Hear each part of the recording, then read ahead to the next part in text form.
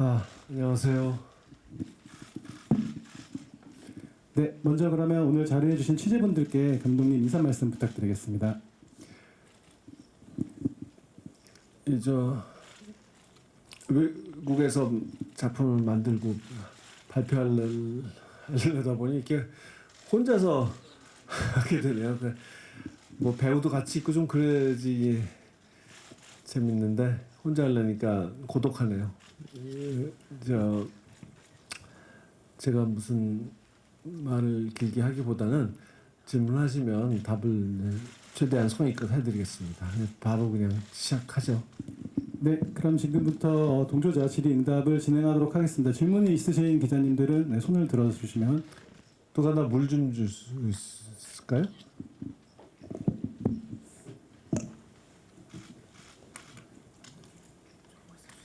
예. 네, 기자님 우측에 기자님. 예. 월간 플래툰의 유준규 기자입니다. 그 드라마 너무 잘 맞고요. 흥미있는 점이 이게 결국 그 자기 정체성에 대한 얘기가 뭐 여러 사람의 그 등장인물들이 이렇게 뭐 겹치는 것 같은데 그런 뭐 캐릭터를 이제 어떻게 풀어나가실까 좀 그것도 궁금하고 로버트 다우니 주니어가 여기서 그냥 1인 다역을 맡는 걸로 알고 있거든요. 그렇게 설정하신 이유가 뭔지 좀 궁금합니다.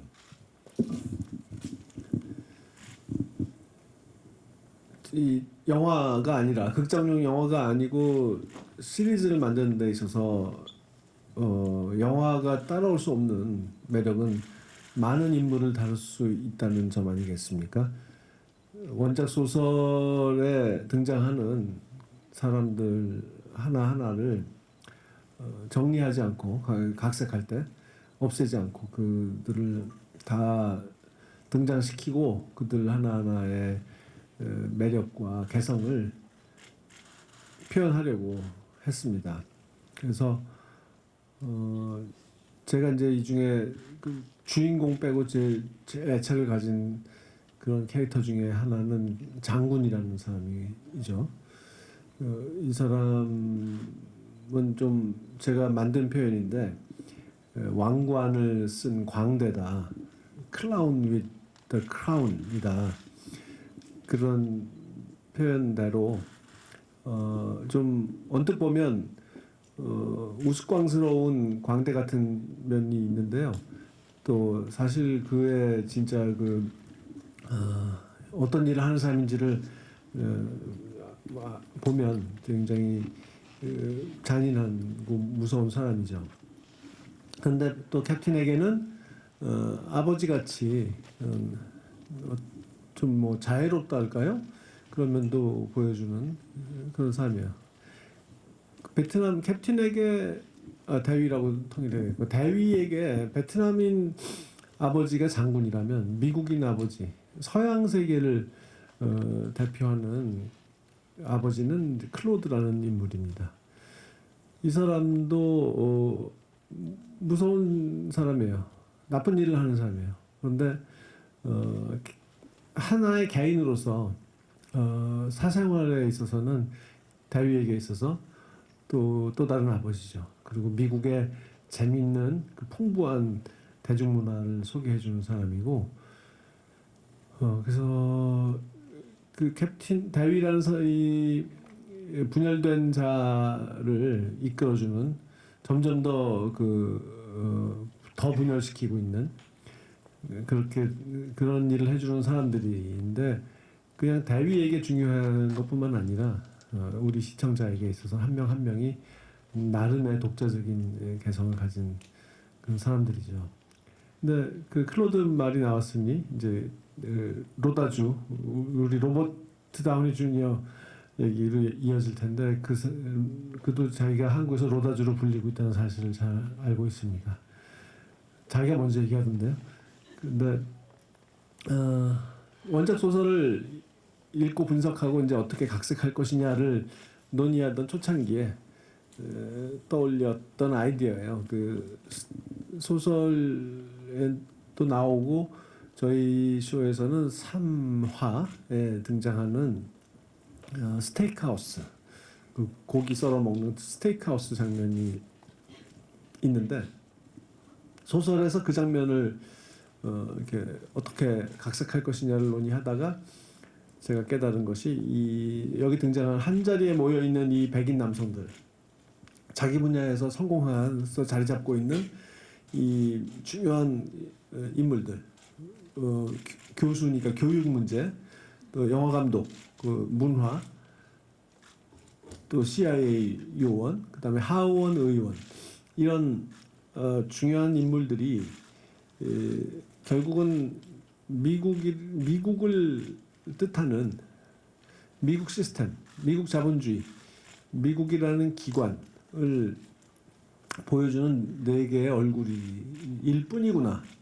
결국 하나의 존재구나라는 것을 느꼈어요. 그래서 그 점을 분명히 하고 싶다. 시청자가 단박에 알게 하고 싶다는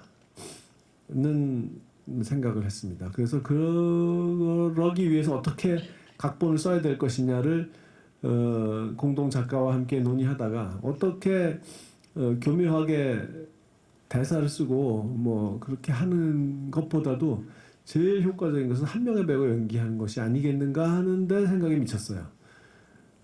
그래서 이 얘기를 꺼내면 그 같이 프로듀스 하는 동료들이 미친 사람 취급을 할까봐 좀 고민을 오랫동안 하다가 꺼내 좀 내가 이런 소리 한다고 화내지 마 그러면서 이제 얘기를 했는데 다행히도 모두가 이렇게 좋은 반응을 보였습니다. 그리고 오히려 이 아이디어가 오히려 그 A24나 HBO에게 이 기획을 이렇게 설득할 때 아주 좋게 작용했던 것 같습니다. 그래서 그 다음에 그러면 이제 이 역을 그러면 이 여러 역을 해낼 수 있는 백인 남성 중년 배우가 누가 있을까? 이 역을 다 합치면 등장 시간이 거의 뭐 이건 조연이 아니죠. 하나하나씩은 다 조연인데 합쳐놓으면 그 스크린 타임으로 봤을 때 주연이나 다름없죠. 이 굉장히 중요하니까 이걸 누가 할 것이냐. 근데 참 희한하게도 모두가 같은 생각을 했습니다. 그렇게 훌륭한 배우가 많아도 다양한 역할을 다 구별되게 이렇게 개성 강하게 표현하는 그런 류의 능력을 가진 사람은 또 막상 그렇게 쉽게 찾기가 어려울 텐데 모두가 같은 생각을 했습니다. 그래서 그러나 그 로버트는 뭐 TV 시리즈를 한 적도 없고 워낙 슈퍼스타니까 큰 기대는 없이 그래도 생략하고 넘어갔다가 나중에 후회할 수도 있으니까 일단은 보내나 보자라고 해서 보냈는데 다행히 아주 금방 하겠다는 의사를 밝혀와서 신나게 시작을 할 수 있었죠. 네, 답변 감사드립니다. 네, 다음 기자 질문 있으신 분? 네, 우측에.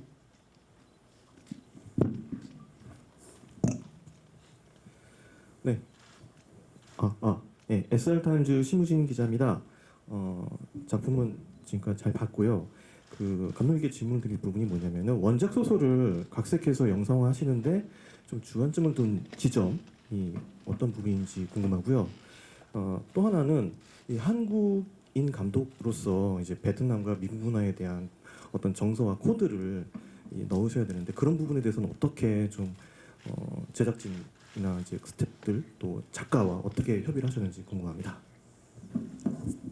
두 번째 질문 제가 잘 이해를 못했어요. 베트남 그러니까 이 베트남 감독이나 뭐 미국 감독이 이제 그 작품을 했다고 하면 그쪽 문화나 이제 어떤 그런 독특한 어떤 코드에 대해서 잘 알고 있으니까 그걸 넣었을 텐데 예. 이게 이제 베트남 작가분이 쓰신 거고 하니까 그런 부분은 어떻게 하시는지. 각색 문학 작품을 각색할 때는 뭐 일단 마음속으로 생각하는 것을 많이 소설에는 적어놓기 마련이잖아요. 행동과 대사로만 이루어지는 그 영화 각본과는 다르게. 그렇기 때문에 풍부해 줄 수 있는 것인데 문학만이 가지고 있는 그런 풍부함을 갖출 수 있는 건데 이제 이걸 옮기기에는 참 그 어려움이 따르죠. 근데 이 작품은 진술서, 자술서를 쓴다. 그 대위가 어딘가에 갇혀서 강압에 의해서 자술서를 쓰고 있다라는 기본 세팅이 있고 그것을 놓고 그 자술서를 쓰라고 강요한 사람이 읽고 써놓은 것을 읽고 불러다가 대위에게 질문을 하는 신문하는 시간이 있다. 이 두 가지 이 장치를 활용해야겠다는 생각을 했습니다. 제일 먼저 그 말하자면 내러티브 장치를 설정하는 것이죠. 그러면서 이제 제가 한 일은 가끔씩만 이게 이제 진술서를 쓰는 형식이다라는 것을 가끔씩 관객에게 일깨워주고요. 뭔가 쓰는 거죠. 그러면 그 쓰는 내용을 대사로 듣죠, 관객이. 보이스오버로 듣죠. 근데 그러다가 한참 잘 진행되다가 갑자기 그 엉뚱한 사람의 목소리가 개입해요. 그래서 잠깐 멈춰봐. 그러면은 화면이 딱 멈추는 거예요. 그러고서는 그 멈추게 한 사람의 얼굴이 등장해서 그래서 지난번에 당신은 이렇게 말했는데 왜 지금 다르게 말하지? 라고 질문해요. 그러면은 죄송합니다. 그러면서 화면이 이제 거꾸로 돌아가서 특정한 지점으로 딱 간 다음에 다시 이제 플레이가 됩니다. 그러면은 방금 전에 본 것과는 좀 다른 정보가 제시되죠. 그런 식의 아주 영화적인 기법을 결합시킬 수가 있죠. 이 문학적인 장치에 그런 내러티브 장치를 이제 세팅하는 문제가 제일 먼저 고민을 했고요. 그리고 코미디를 많이 만드려고 노력했어요. 원작에도 그 문학적인 표현을 통해서 재치 있는 표현, 또 냉소적인 표현, 그리고 아주 흥미로운 비유 이런 것을 동원해서 유머가 곳곳에 있지만 그것 이상의 우리가 인물을 얼굴을 보고 환경, 공간 이런 것을 보고 그것이 영상 매체의 특권이니까 그런 요소, 문학에는 없는 요소를 그런 도구들을 우리가 사용할 수 있으니까 그걸 다 동원해서 어디서든지 항상 뭔가 부조리한 유머를 이 상황이 갖고 있는 부조리함을 드러내는 그런 수단으로서의 유머를 최대한 만들려고 했습니다. 이게 그냥 웃기는 게 아니라 이 말도 안 되는 이상한 상황, 논리적이지도 않고 그런 그 불쌍하기도 한 비극적이기도 한 상황에서도 바로 그렇기 때문에 벌어지는 그 씁쓸한 유머라는 게 있지 않습니까? 그게 저는 제일 중요하다고 봤어요. 그래서 소설과 제일 다르고 제일 제가 노력해서 이렇게 발가시킨 부분이 있다면 코미디라고 말씀드릴 수 있겠습니다. 네, 다음 그 한국인으로서 베트남 예. 죄송합니다. 예, 잊어버렸네. 한국인으로서 한국적인 무슨 요소를 넣어야 될 것은 물론 없지만 제가 베트남인도 아니고 미국인도 아닌 사람으로서 가질 수 있는 거리감이라는 게 있기 때문에 이 시대 그리고 이 나라들에 대해서 완전히 잘 알지도 않고 그렇다고 아주 모르지도 않는 그 세대로 보나 인종의 문제로 보나 모든 면에서 어느 정도 아는 그렇지만 완전히 감정이입해서 그냥 동일시하는 그래서 객관성을 잃어버리는 그런 우를 범하지 않을 수 있고 근현대사의 공통점을 가진 나라의 국민으로서 어떤 동병상련의 마음도 있고 또 미국 문화 이 대위가 그렇게 매몰되어 있는 미국의 대중문화에 대해서도 저도 어느 정도 그 마음을 알겠고 그렇기 때문에 이 쇼를 쇼러너 크리에이트 하기에 적당한 수준의 거리감을 제가 가질 수 있었다고 생각합니다. 그래서 그런 장점이기도 하고 단점이기도 한 그런 저의 정체성을 잘 유지해서 활용해서 만들려고 했습니다. 네, 답변 감사드립니다. 네, 다음 그 뒤쪽에 먼저 손드신 기자님 질문.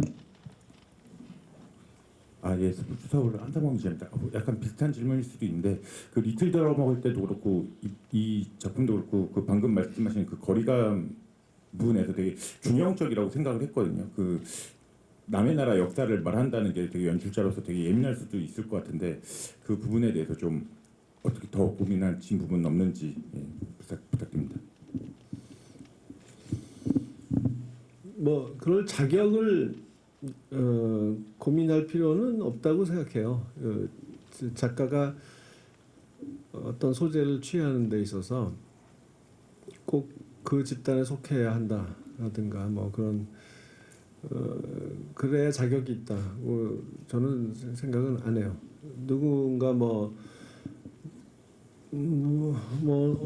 독일 감독이 와서 한국의 역사를 다룬 얘기를 만들겠다라고 하면 저는 뭐 그것을 이렇게 비웃을 생각은 없어요. 궁금하겠죠. 독일인이 본 한국 사회는 어떨까? 우리가 보는 것과는 뭔가 좀 다른 관점이 들어갈 텐데 궁금하다. 그렇게 생각할 것 같아요.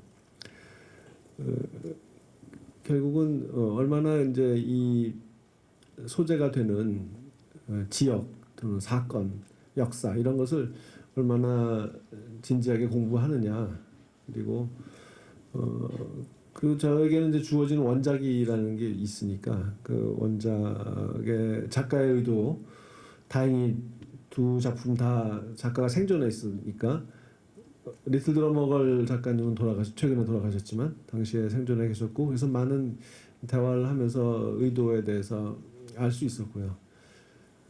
그리고 그런 관점들 그리고 저 나름의 이제 그 객관적으로 지켜보는 사람으로서의 관점을 넣어서 제가 할 수 있는 한 그 존중 그 역사 속에 살고 있는 사람들에 대한 존중을 담고 전 나름의 영화적인 표현을 구사해서 만들면 된다 이렇게 생각합니다.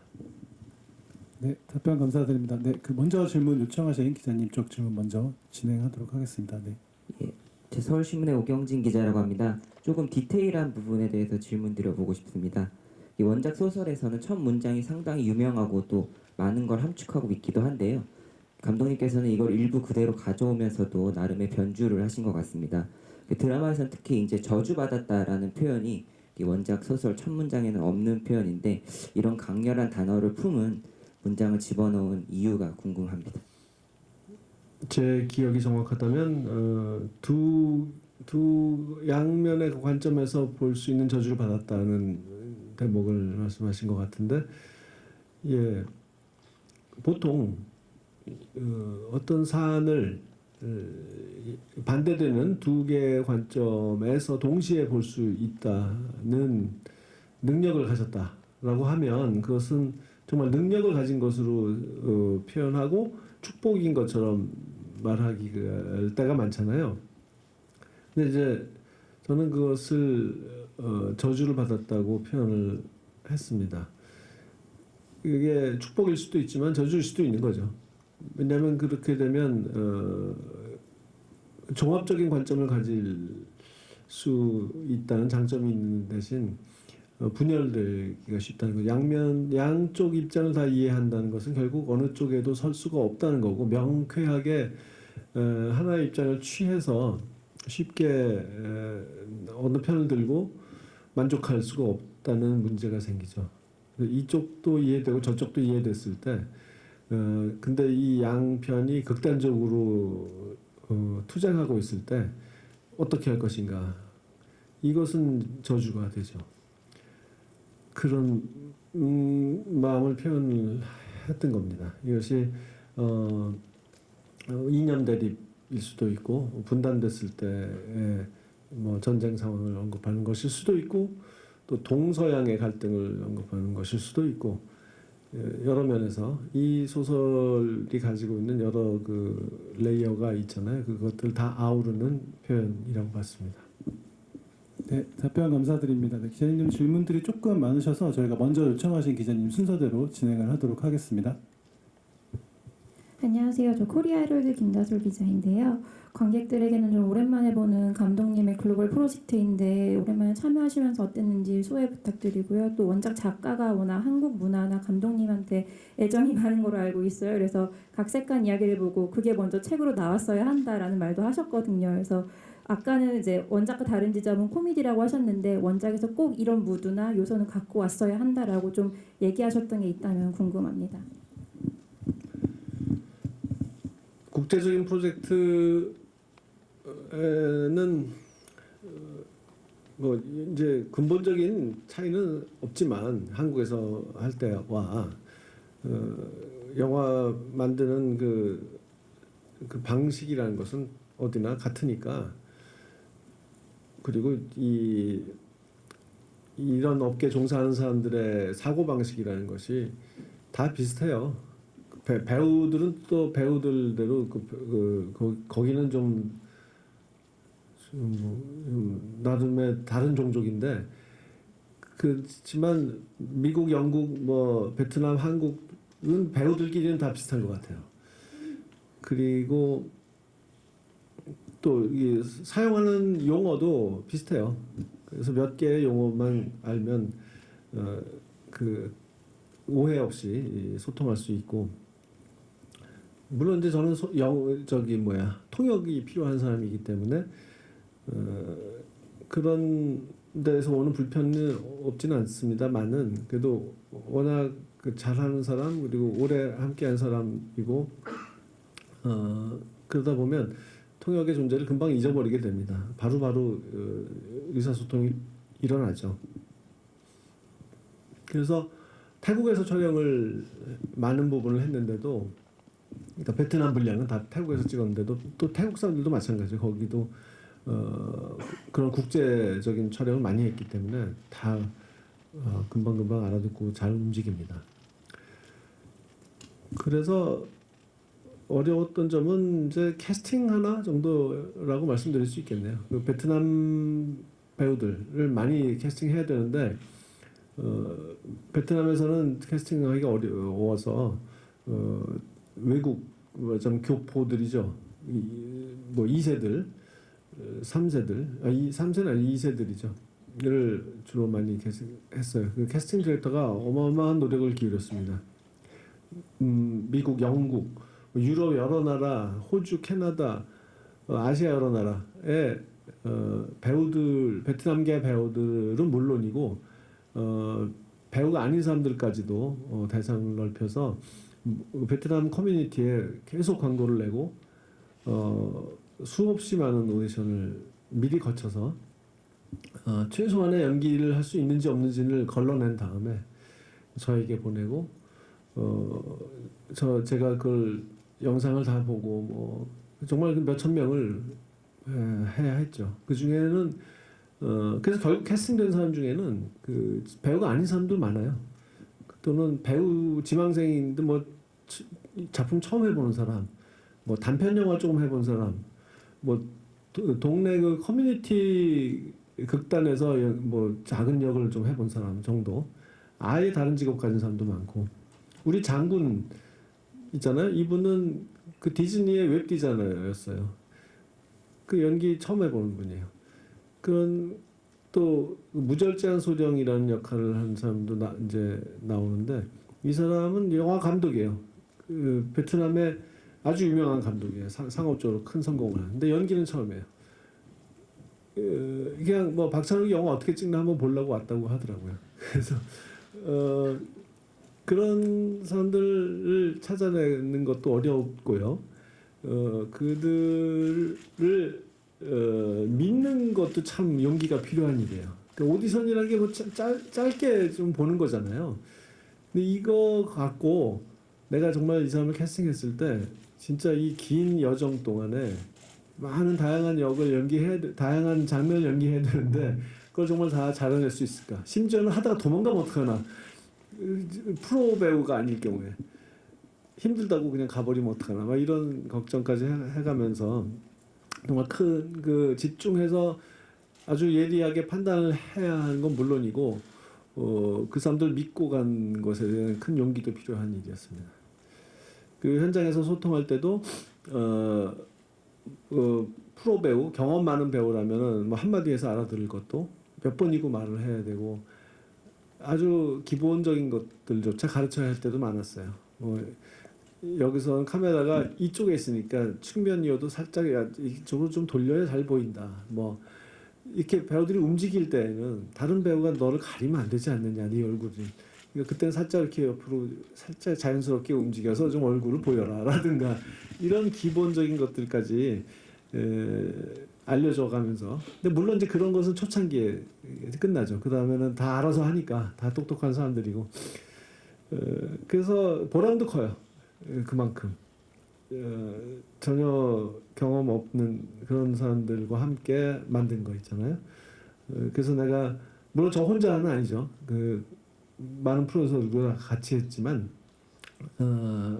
그 좋은 배우를 잘 골라냈구나 하는 것 그리고 그들을 잘 이렇게 이끌어서 좋은 배우가 이 연기력이 성장하는 게 촬영 중에 막 느껴져요. 이 오랜 기간이니까. 그렇게 해서 함께 성장한다는 그런 즐거움을 아주 많이 누렸던 작품입니다. 두 번째 질문이 뭐였든 잊어버렸다. 네, 그 원작에서 꼭 가지고 오고 싶었던 요소나 이런 부분이 무드나 이런 부분이 있으셨다면 어떤 게 있으셨을지. 예, 그 제가 계속 그 크루들하고 배우들한테 강조해서 말했던 것은 아이러니, 이 작품이 갖고 있는 아이러니, 패러독스 이런 것을 항상 명심하라고 늘 얘기했습니다. 이것은 단순한 드라마가 아니고 겉으로 보이는 것과 겉으로 보이는 것이 다인 영화 작품이 아니다. 그래서 이 안에 담긴 것과는 완전히 반대되는 그런 의미 이런 것을 항상 생각해야 한다. 그것을 제일 많이 얘기했습니다. 그래서 각색할 때도 그렇고 이 부조리성에 대해서 그걸 제일 중시했습니다. 네, 답변 감사드립니다. 네, 다음 질문 네 기자님. 네, 저 중앙일보 나원정 기자입니다. 드라마 잘 보고 있고요. 그 이번 작품의 이전에서도 사실 냉전 시대를 배경으로 한 첩보 드라마를 만드신 거잖아요. 영화에서는 주로 인물의 본능이나 관계에 좀 중시한 작품들을 만들어 오시다가 이렇게 연달아서 드라마 작품의 주제를 선택하신 게 좀 궁금하고요. 또 하나는 사실 그 타국의 감독으로서 그 극중 인물들과는 거리감 있는 어떤 연출을 하셨을 수도 있지만 사실 저희가 냉전의 잔재 속에 살고 있는 입장에서 그 국적은 다르지만 그러한 출신의 이제 연출가로서 그 텍스트 속에 누구보다 공감할 수 있으셨던 그런 대목들도 많이 있었을 거라고 생각하거든요. 그래서 연출하시면서 그런 부분 고려하신 대목들이 있는지 궁금합니다. 제가 뭐 설명 스스로는 잘 이유를 잘 알기는 어려웠어요. 왜 내가 이런 얘기에 끌리는지에 대해서. 저는 사춘기 때 그 존 르칼의 추운 나라에서 돌아온 스파이라는 소설 번역을 읽고 굉장히 심하게 반했었어요. 그래서 그리고 그 작품을 영화로 만든 그 리처드 버튼 나온 그 영화도 아주 좋아했고, 그 어린 나이에 왜 그렇게 그 음모를 꾸민다. 그리고 그 음모를 말하자면 거대한 거짓말을 하나 창조하고 그 거짓말이 진짜인 것처럼 되도록 아주 디테일까지 설계한다. 그리고 이제 또 큰 그 국가나 또는 큰 자본주의 막 공산주의 그런 큰 시스템의 그 투쟁의 와중에 개인이 거기 하나의 톱니바퀴처럼 그 종사하다가 비극적으로 파멸한다. 이런 이야기에 깊이 빠졌어요. 근데 제가 왜 그랬는지 참 그걸 분석하기는 어렵네요. 한국의 그 당시 상황, 그러니까 70년대 말서부터 80년대 초에 이르기까지 그런 상황도 당연히 뭐 반영돼 있었을 거고, 뭐 개인의 성향이라는 것도 있을 테고,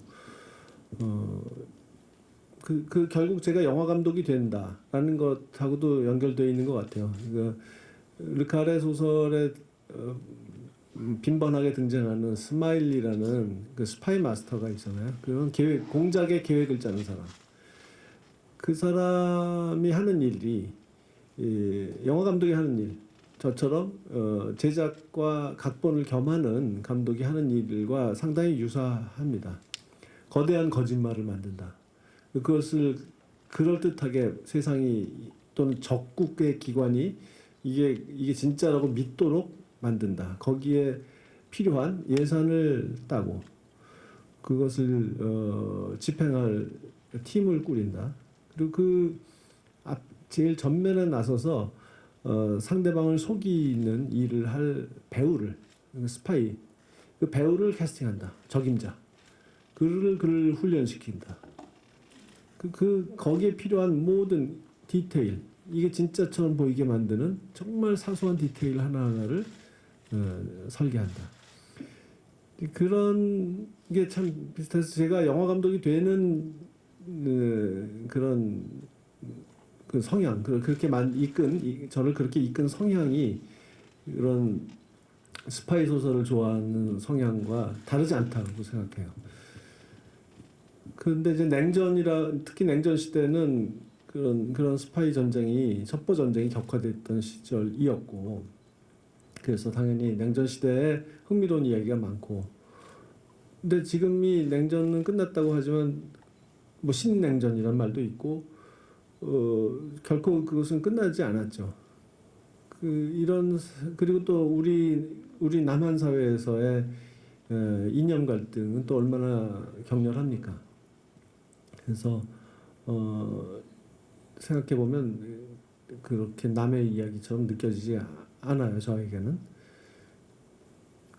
그렇고 두 번째 질문이 뭐였죠? 그런 냉전 잔재가 있는 국적을 가진 이제 한국의 감독이었습니다. 남북한의 군사적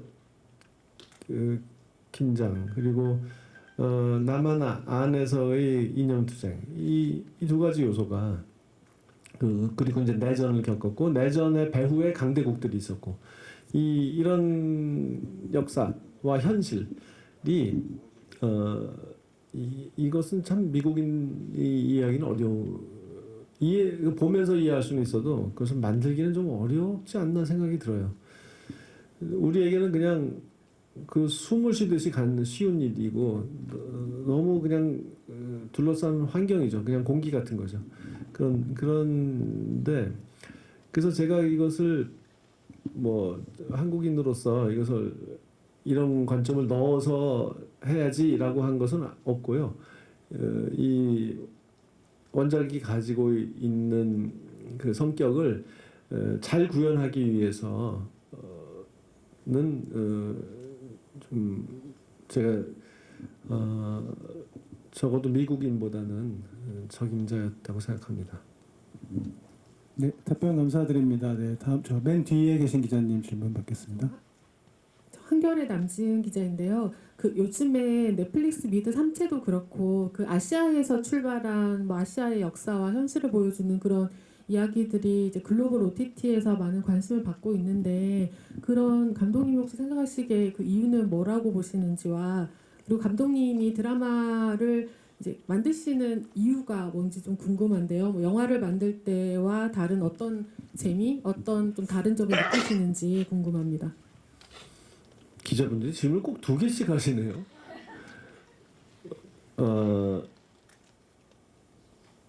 예, 3채는 아직 못 봤어요. 그 소설은 예전에 읽었고 아주 좋아했는데 드라마는 못 봤습니다만은 아시아 파친코가 좀 결정적인 계기였고 극장용 영화지만 기생충 당연히 오징어 게임과 그런 게 다 작용했고 그런 작품들의 영향이 있는가 하면 반대로 시대가 또 그런 작품을 또는 그런 작품의 성공을 만들었다고도 할 수 있겠죠. 그런 작품들 특히 산채 같은 작품에 거대한 자본이 투자될 수 있었던 데에는 시대의 그 영향이 필수적이죠. 뭐 왜 그렇게 됐는지는 글쎄요. 미국 사회가 또 서양 사회가 조금씩 이제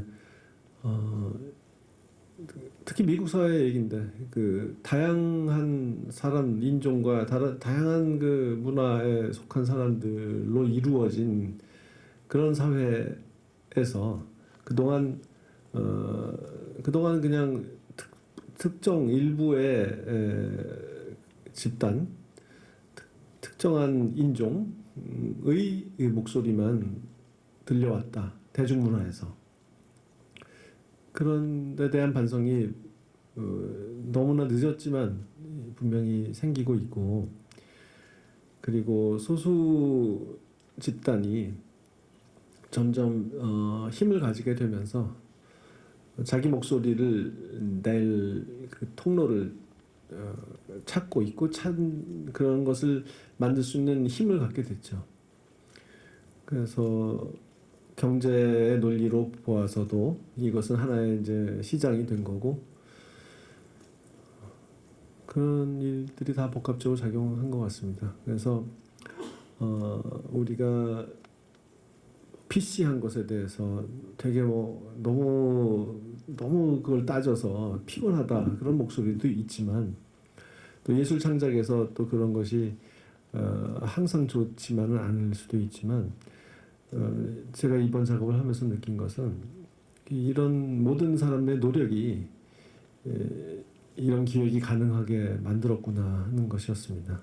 그래서 베트남 문화나 언어나 이런 데 있어서의 그 철저하게 그것을 수행해야 된다. 대충 해서는 안 된다. 이거 대충 했다가는 욕 먹고 쇼가 망가진다라는 인식을 이 거대한 HBO 같은 네트워크도 정확하게 알고 있고 저보다도 더 이 문제에 대해서 민감하게 반응하면서 거기에 쓰는 돈은 절대 아끼려고 하지 않더라고요. 그 1억 몇 천만 달러짜리 쇼에 이렇게 전혀 처음 보는 베트남의 배우들이 대거 등장하고 대사의 뭐 절반 제가 세보지는 않았습니다만 절반 이상은 베트남어로 그래서 자막으로 읽어야 하고 이런 일이 가능해졌다는 것은 정말 어찌 보면 놀랍고 어찌 보면 너무 늦었고 그런 일이죠. 네, 두 번째 질문에 대한 답변은 일부 되신 것 같아서 저희가 마지막으로 질문 하나만 더 받고 마무리를 지으려고 합니다. 네, 이쪽에 일단 기자님부터. 네. KBS 미디어 박지한 기자입니다. 저 리틀 드러머걸하고 다른 게 이거는 이제 감독님이 일부분만 연출한 거지 않습니까? 또 보면서 궁금했던 게 평소에 이제 감독님이 각본, 감독, 제작 그리고 크리에이터 뭐 이런 식으로 작업을 하셨는데 이게 전체에 봐서는 이제 감독님이 어느 정도 관여를 하셨는지 보통 이런 게 이제 쇼러너의 책임인지 아니면은 이게 뒷부분 관련해 가지고 에피소드별로 연출자가 다르면은 완결성이나 뭐 이런 문제가 있을 수 있지 않습니까? 감독님이 봤을 때 전체 작품이 어땠는지. 연출자가 다르면 어떤 문제가 있을 수 있다고요?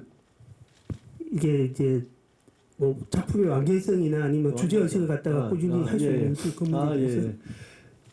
저도 이제 처음 해보는 일이었고, 저도 다 하고 싶었지만 7개는 좀 무리더라고요. 체력으로나 또 그 일의 진행 상황을 봐서도 각본을 아무리 열심히 미리 써놓는다고 해도 계속 많은 관계자들의 그 지적과 요구와 뭐 변수가 등장하고 그러면서 수정해야 되는 일이 생기고 제가 그러니까 앞에 촬영 분량의 앞부분 초기 부분을 찍는 동안에도 뒤에 찍을 분량들은 아직도 써야 하는 상황이었기 때문에 모든 걸 다 할 수는 없었습니다.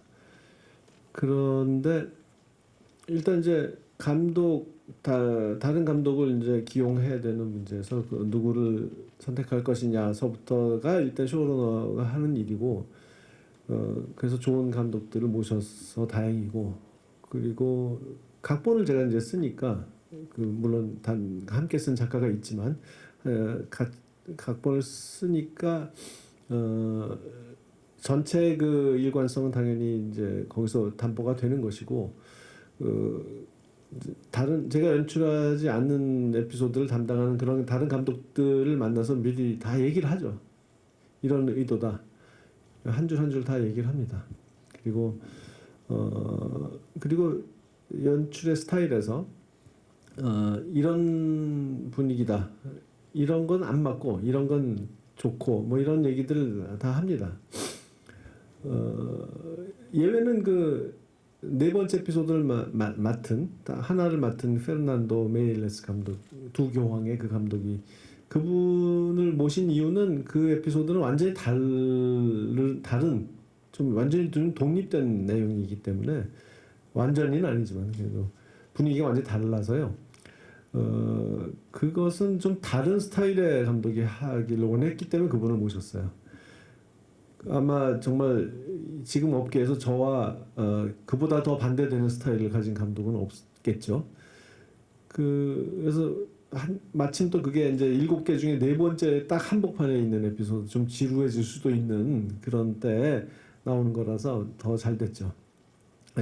아주 활기 있는 그런 연출을 보여줄 수 있었어요. 그리고 이제 나머지 3개를 맡은 영국의 마크 만든 감독에게는 이제 저는 같은 스타일, 같은 톤을 요구했고요. 그래서 뭐 아주 자주 소통하고 현장에도 제가 각본을 쓰지 않을 때는 항상 가서 함께 모니터 보면서 의논하고 그리고 이제 제가 먼저 찍었으니까 먼저 찍은 분량을 계속 그가 보게 하면서 이 쇼의 스타일은 이런 거구나라는 걸 이제 이렇게 익힐 수 있게 만들었죠. 그리고 이제 후반 작업은 이제 제가 하니까 당연히 그런 한 감독이 만든 것 같은 그 사화를 빼놓고는 한 감독이 만든 것 같은 그런 균일한 톤을 만들 수 있습니다. 네, 그 기자분들이 많은 질문 관심 감사드립니다. 지금 시간 관계상 일단 기자님들의 질문은 여기까지 답변 드리는 걸로 하고 마지막으로 감독님께서 오늘 참석해주신 기자분들과 그리고 이제 계속 시청자분들 아직 다음 회차를 기다리고 있는 이제 시청자분들에게 인사 한 말 드리면서 마무리 지으려고 합니다. 이제 뭐 특별히 할 말씀은 없어요. 지금 다 한 것 같고 이제 뭐 하나씩 공개되니까 좀 요즘 시청자들은 한꺼번에 보는 걸 좋아하는 그런 시대잖아요. 근데 하나씩 한 주에 하나씩 기다렸다가 보는 재미도 꽤 있다는 말씀을 드리고 싶어요. 제가 어렸을 때 생각을 하면서 만들었거든요. 리틀 드러머걸이건 이거 이 TV 시리즈를 할 때는 좀 그런 마음으로 만들게 됩니다. 어렸을 때 흥미진진한 드라마를 볼 때 다음 주를 기다리는 마음. 그래서 그 클리프 행어라고 하잖아요. 끝날 때 아주 딱 그 마무리를 정확하게 안 짓고 감질나게 하면서 좀 막 궁금하게 하면서 어떤 절정의 순간에 딱 가차없이 끊어버리는 그거 되게 싸구려 트릭이라고 취급당하기 쉽지만 저는 그런 게 좋아요. TV는 그 맛으로 한다고 해도 과언이 아닐 만큼 저는 그런 걸 좋아합니다.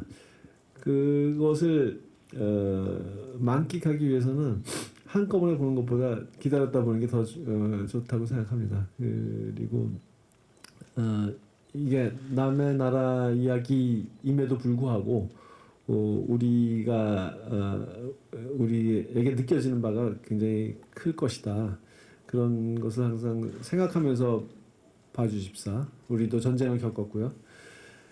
그다음에 유머가 많은 작품이에요. 그래서 이게 좀 여기서 웃어도 되나 하는 생각이 들 수도 있겠습니다만은 그 웃어도 웃으라고 만든 겁니다. 그러니까 아주 막 대폭소가 터지는 그런 떼굴떼굴 굴를 만한 유머는 아니지만 그래도 좀 음미해가면서 그 웃음 자체를 음미해가면서 보시면 더 재밌으리라고 생각합니다. 예, 고맙습니다. 네, 감사합니다. 이것으로 기자간담회를 마치고 포토타임을 진행하도록 하겠습니다. 네, 잠시 무대를 정비할 동안에 감독님께서는 무대 우측으로 잠깐 대기해 주시기 바랍니다.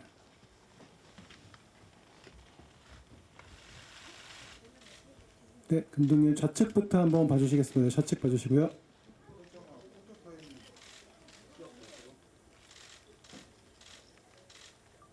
네, 감독님 정면 부탁드립니다.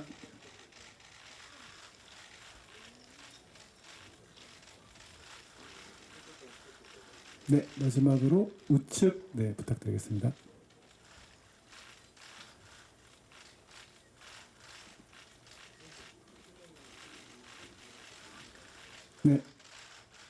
네, 감사합니다. 네, 이것으로 그럼 포토타임을 마치도록 하겠습니다. 네, 감독님 인사드리고 퇴장하도록 하겠습니다.